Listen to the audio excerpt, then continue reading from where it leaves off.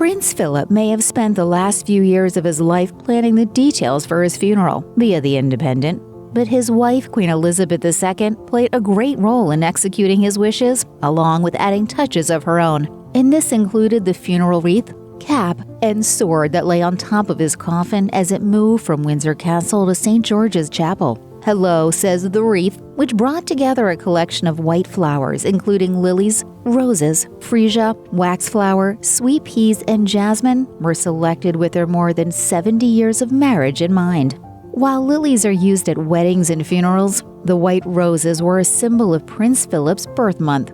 Sweet peas are meant to be a symbol of departure or thanks, and the waxflower is a sign of lasting love. The Telegraph, meanwhile, says that the military cap and sword were gifts to Prince Philip from his father. Queen Elizabeth and Prince Philip were married for 73 years, and the prince, who was also known as the Duke of Edinburgh, is being remembered for his loyalty not just to his wife, the Queen, but also to the country.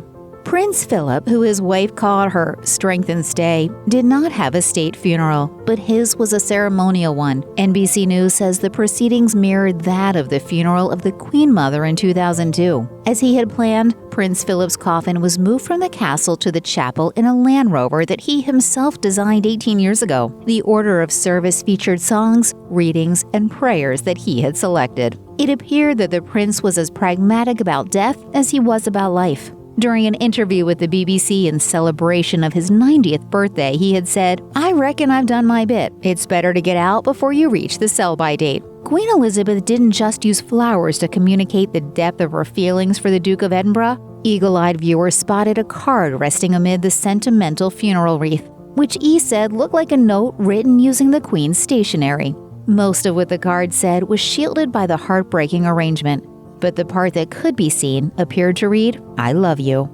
The touching tribute from the Queen to her husband brought back memories of a similar tribute seen during the 1997 funeral of Diana, Princess of Wales, when 3 wreaths were placed on top of her coffin during her funeral. One came from her brother, sisters, and mother, another came from Prince William, while a third from Prince Harry, who was only 12 at the time.